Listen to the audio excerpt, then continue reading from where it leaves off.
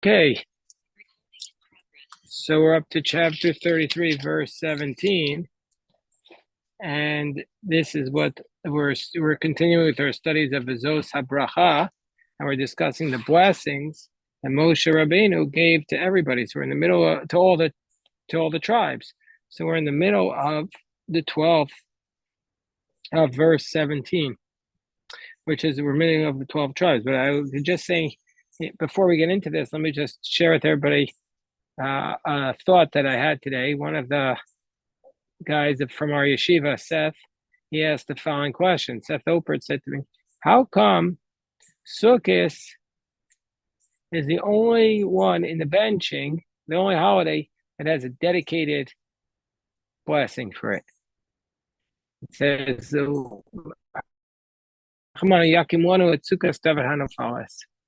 Sukkot, when you say the benching, for all the other holidays, you say, blessed is the one who is all good.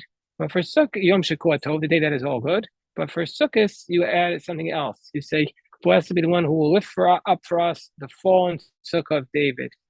It's a reference to the Beit HaMikdash. So why is that the case? That Sukkot is unique. So I was looking around, asking a lot of my friends who didn't study all day, and they didn't really have a sufficient answer. First of all, this is this practice of putting in the Harachaman. This is a medieval practice later, and so it wasn't only really canonized like the last couple of hundred years. It wasn't always like that, and in fact, there are Harachamans for the other holidays.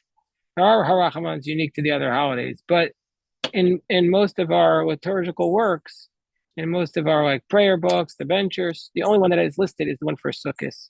The question is, why is that the case? Why is Sukkot the only one that's listed with its own Harachaman? So I was thinking the answer maybe is like this, that Sukkot is the time of festivity. People throw parties in their sukkahs. You don't hear of people inviting everybody over to their home on each of the nights of Pesach. But on Sukkot, a lot of people throw a party. It's not so unusual to have people over in your sukkah. You have a little bit of a simchas beis hashoeva.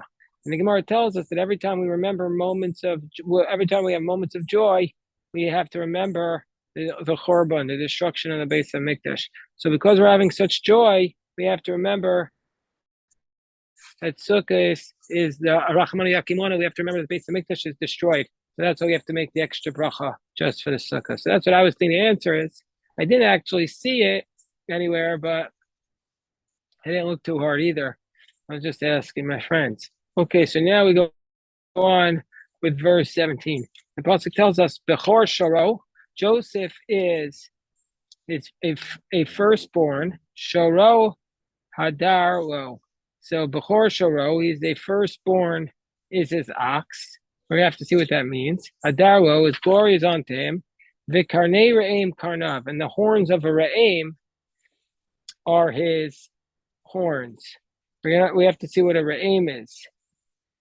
So, there was a wonderful youngster was here on the first days of Sukkot, and he was carrying a book by Rabbi Slifkin called Sacred Monsters. And the Re'im would almost certainly be one of those. It sounds like this gigantic mythical creature, Karnei Re'im Karnav, Bahem Amim, with them, Yinagach Yachtav Avsei Arts. With them shall he gore peoples together, the ends of the earth, Vehem Revivos Ephraim, Vehem Alfei Menashe. They are the myriads of Ephraim, the thousands of Menashe. So let's see what this verse means. It's very, very opaque. Like without Rashi, we really don't know what it means. We really just don't even know what it means. Like we could translate the words, but we don't know what the relationship between the words are. So that's why we're going to say what Rashi's approach is. Bechor Shoro, a firstborn. Yesh Bechor, there are some instances of where the firstborn means Shilashon Gedula Umalchus. So Rashi is telling us that Bechor does not always mean a firstborn. Sometimes the word Bechor means it's an expression of greatness and sovereignty. As it states, Afani Bechoret Neo, I will give him my firstborn. V'chein b'ni Bechor Yisrael, my firstborn son is Israel. So there, Bechor means not the firstborn son, but it's an expression of greatness. And so therefore Rashi is saying that it means Joseph is called sovereign or great. That's what he means by the firstborn. Not that he's a technical firstborn. And then he says, Bechor, a firstborn, Melech hayotzei mimenu, hu Yoshua. So Rashi says it means that a king will emerge from Joseph. Even though the kings are supposed to come from David, a king will emerge from Joseph. And who's that? That's Joshua.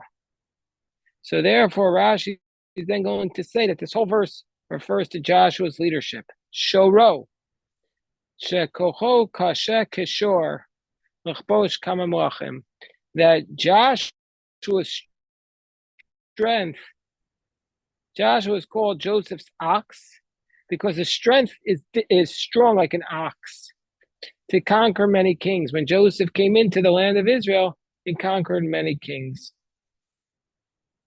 So we would have no way of knowing that this verse refers to Joshua unless we had Rashi's rabbinic tradition.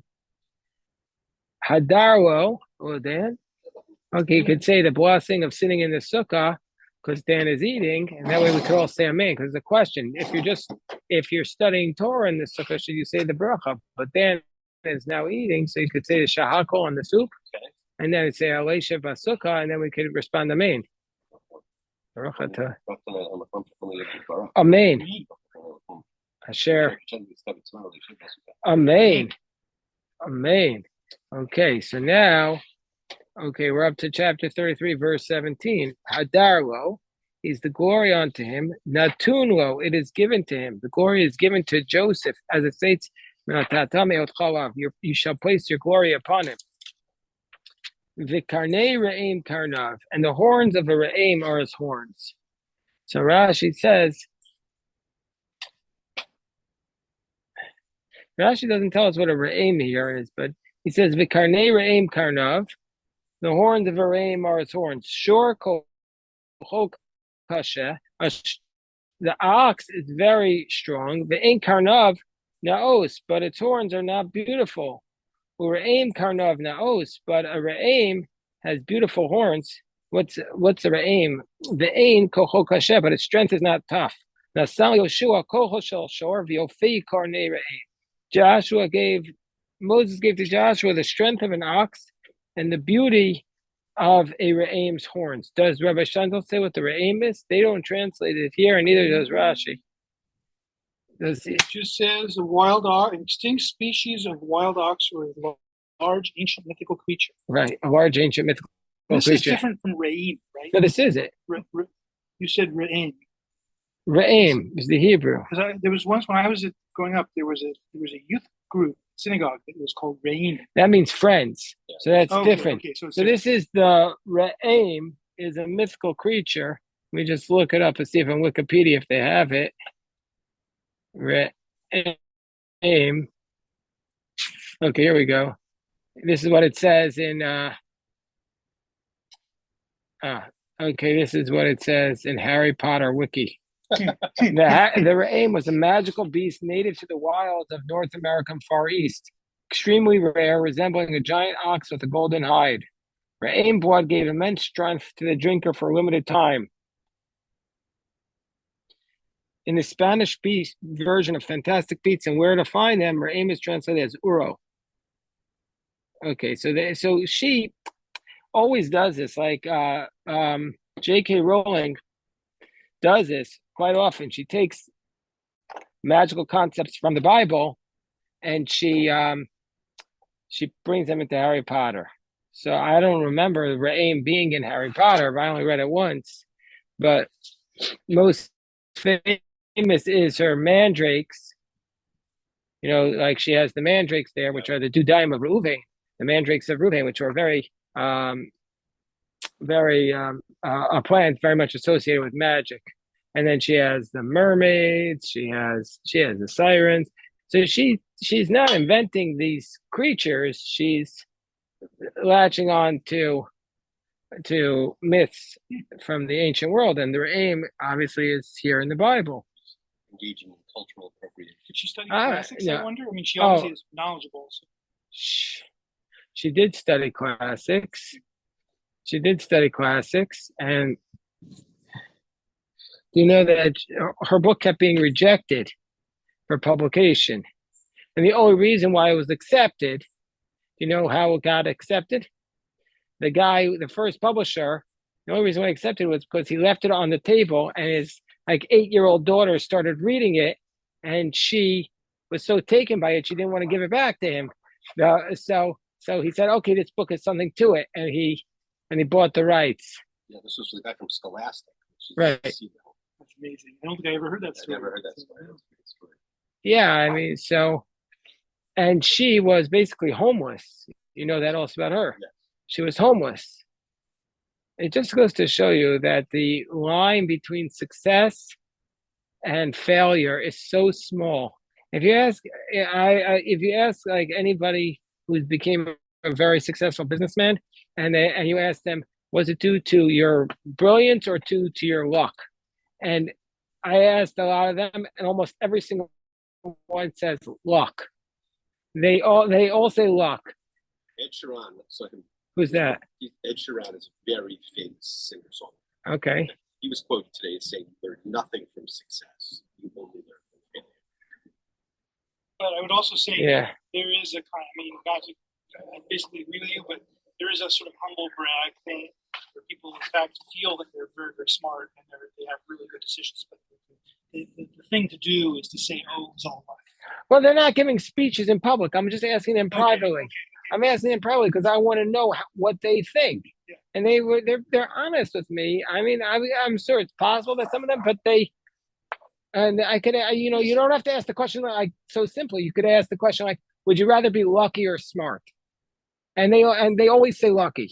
So I think you have to put yourself in a position to be lucky, right? So yeah, of course you can win the lottery and then lose all the money, so it doesn't work. like if I got lucky that I was in the right place at the right time to get the government job that I had, okay? But it's like Yaakov. I mean, Yaakov, the time. But this is on Zoom, so people just know. So, but Yaakov brought that said that he's certainly as if not more accomplished than I am, but because of the timing of things, he hasn't been able to have that same opportunity, right? So I believe luck's important, but you also want to put yourself in a position to be lucky. Of course, you need both. I mean, you can't be like, we can't be so serious, like so focused on the rigid line to say it's either luck or wisdom. But what I was saying is that the only point I was making was that the line between success and failure is often so small. Yes. Like a figure like J.K. Rowling, she was homeless, and if this little girl hadn't picked up the book, then one of the great pieces of, the best-selling pieces of literature of the 21st century would be gone. We wouldn't have it. Okay, so then the next verse says, Afsei Aretz, he's going to be going to the ends of the earth. Rashi says, Shloshim ve'echad melachim, because Rashi's interpreting this whole verse as referring to Joshua, says there were 31 kings. Afshar Shekua Me'eretz Yisrael ayu. There were 31 kings who he defeated in the land of Canaan.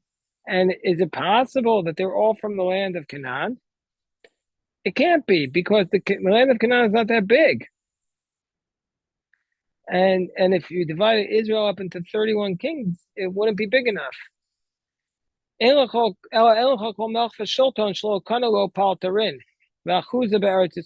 it means is every king in the world acquired for himself a residence in Israel, because all of them wanted a portion in Israel because it was very distinguished. As it states, a possession coveted by the multitude of nations. Ve'im revivos Ephraim, they are the myriads of Ephraim. Otam hamenugachim, hema revavos. Those who have been gored, they are the myriads. Sharag Yeshua Sheba Ephraim, that Joshua killed. So Rashi is saying this whole verse is coming from Joshua.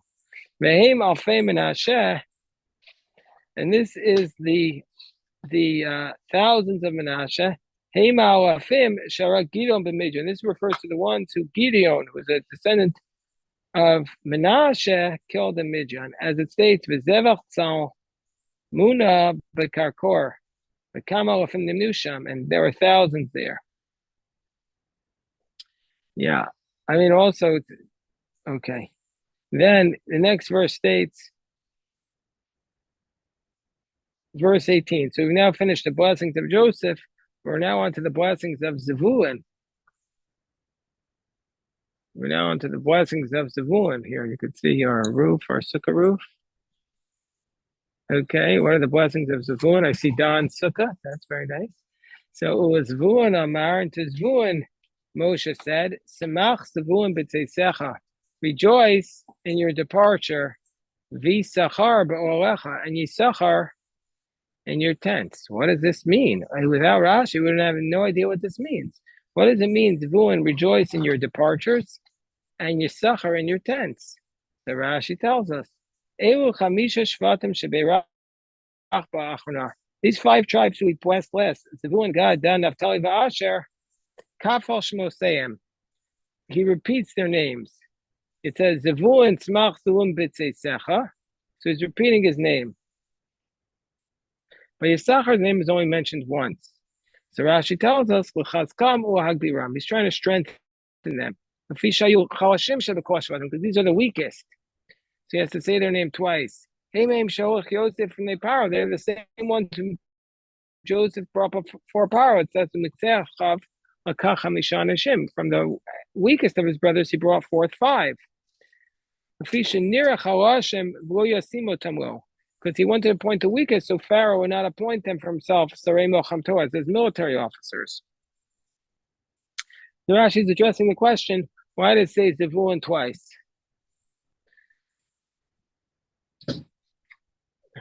And then Rashi says, Smach Zevulun b'tzeisecha, here,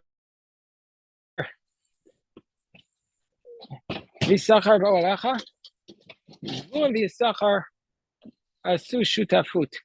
This is one of the classic tropes of, this is like the best fundraising speech ever made in all of in the entire canon of Judaism. It says that Zvulun and Yisachar made a partnership. Zvulun l'chof yamim. Zvulun was the one who's going to dwell by the sea. The pragmatia besweld and do business on his ships. Umistaker, and he's going to make a living. And he's going to put it into Yisachar's mouth. And meaning to say, he's going to take his money and support Yisachar. They'll sit and study Torah. It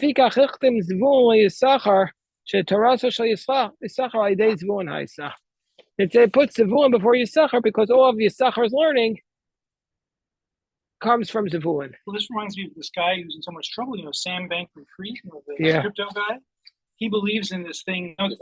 Correct, effective altruism. Now, it's only within one individual. It's not, the idea is that the same individual goes out and goes into the harbor and gets all the money in order to do the virtuous stuff. In this case, it's divided into 2 people. Do you see the? Well, no. But effective altruism is you make the money in order to give it to charity. Well, isn't he the one who was? Yeah, he's not a on. crypto guy. This is the classic rabbinic approach that one person works and he supports the other one to study, and then they split the reward. And in fact, there's even contracts. Like I've seen the contracts that they sign a job and they say you're going to get half of my reward in heaven. Oh, in heaven. What other reward is? Business. I mean, So the Zevulun says, I'm going to give you, let's say, $10,000 a month. You'll sit and study, and I'll get I'll get like 4 hours a day from you, or whatever. They got, like they come up with that. Don't take my numbers seriously, but I've seen those contracts, and the people take it very seriously. And the it serves a purpose because the people who are studying need to be supported, and the people who are working want to feel like they know they need to work, but they want to feel like they're a part of the Torah study. This is something, maybe it's just a stereotype in so many marriages, right? In the Haredi community, this is what people often say: women work so the men can be supported so they can study. I don't know. Well, but it's a partnership. They view it as a spiritual test together. I mean, is that, or is it implicit? Well, let me just say that usually they have an agreement when they're going into the marriage, and usually it's the wife who doesn't want the husband to work. She wants him to sit and learn because it's a source of pride. Yeah, Walter. Is that thing working? Yeah. It's being recorded. What? No. Look, it's easy to be cynical about it, but in every system there are people who abuse it, and there are people who take advantage, and there are people who take advantage of it for sure. But Rabbi, in its ideal state, it's a recognition that there needs to be a partnership between the business world and the scholarly world, and that's true. It's not just in Torah that was true. It's true in scholarship. And, scholars can't be supported without the largesse of the philanthropy or the philanthropist. So they're giving it a spiritual component to it. Deborah, are you trying to say something? yes, the obvious difficulty in this is that there's not a freedom of choice where the man works so the women can study all day. It doesn't I don't work agree both with ways. that. I don't agree with that. If the women want to study, There's a nowadays, yeshiva where women study all day and men work for them, and the women don't have to do anything except study. everything is based upon each marriage. They work it out. You know what I'm saying? So there are women who don't work and the men work, and women do what they do. Some like to study. I'm talking specifically. There's a yeshiva where women study and men work so that they can study. There are There's now a choice for starting that? to be. Well, there's Yeshivat Maharat. There's Drisha. There's Nishmat. There's women's institutions of higher learning now. That's developing. I know that, but it's not specifically that their husbands are going to work for them so that they can do that. Usually in those places, there are definitely some women in those places whose husbands are working and they have extra time, and so they're studying. I mean, obviously it's not the norm, it's not the typical case, but the point is that every marriage is, they're working out their own system, and this is a way, in general, to allow people to both partake in a spiritual journey. And women's learning is definitely on the rise. Oh, for sure. I mean, that's a separate thing. But like I was listening to I listened to this I read this article about Rabbi Meir Shapiro, the founder of the Daf Yomi. There's like a 50-page article in Mishpacha magazine this week about Rabbi Meir Shapiro. And then I listened to a podcast about it. And they were talking about who are the three most influential people in the Haredi community in the 20th century. And they said the Ger Rebbe, Rabbi Meir Shapiro, and Sarah Schneer, because she introduced women's learning. Sarah Schneer, she's the one who revolutionized women's learning. So they listed her as one of the three, as the three most. Okay, let us stop in Mincha at this point. Yeah, I mean, Deborah, we have to realize